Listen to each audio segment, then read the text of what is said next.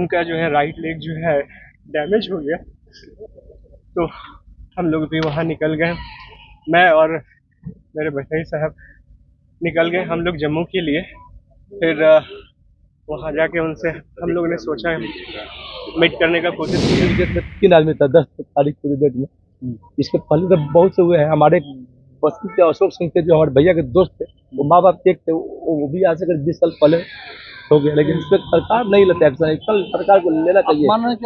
भारत के द्वारा ऑपरेशन सिंदूर चलाया गया, जिसमें 9 जगहों पर आतंकी के ठिकानों को नेस्तनाबूद कर दिया गया भारतीय सेना के द्वारा, जिसके बाद पाकिस्तान ने जवाबी में कई ड्रोन जो है वो भारत के ऊपर छोड़े। साथ ही कश्मीर में लगातार बॉर्डर के जो सिपाही है, बॉर्डर फोर्स है, वो लोग भी लगातार जो है वो वहाँ पर जवाब दे रहे थे। उसी कड़ी में जो बिहार के लाल इम्तियाज थे, उनको गोली लगी और उन्होंने देश के लिए शहादत दिया, जिसके बाद आज वे पटना पहुंचे। उनका पार्थिव शरीर पटना पहुंचा, पूरा परिवार उनके साथ में था, और जिस तरीके से उनके पार्थिव शरीर को बिहार लाया गया और उसके बाद पार्थिव शरीर पर पुष्पांजलि अर्पित की गई। पार्टी के कई नेता वहां पर शामिल हो रहे थे, विपक्ष के हो या फिर सत्ता पक्ष के, उन लोगों ने श्रद्धांजलि दी। दूसरी बात कि उनके परिवार के सदस्य भी पहुंचे और साथ ही कई अधिकारियों ने भी उनको श्रद्धांजलि दी, जो बिहार के अधिकारी थे।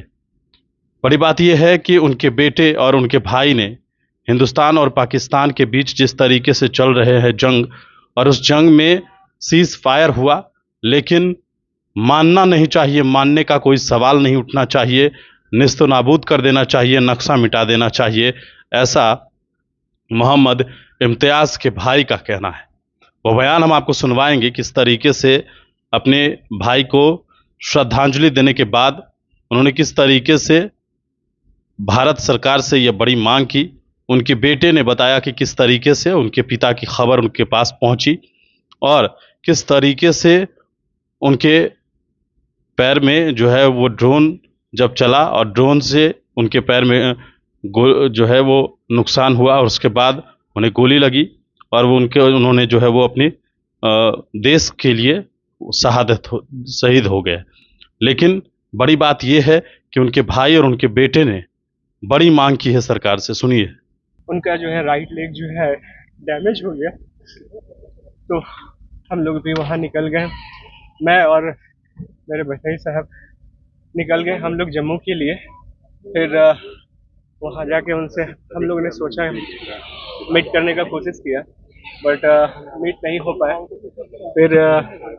फिर उसके बाद जो है जो भी समारोह जो भी एंड हुआ, फिर हम लोग 2 बजे उधर से हम लोग वहाँ से बाई रोड हम लोग दिल्ली आए। फिर हम लोग उस दिन डेट में 3 आदमी था, 10 तारीख की डेट में।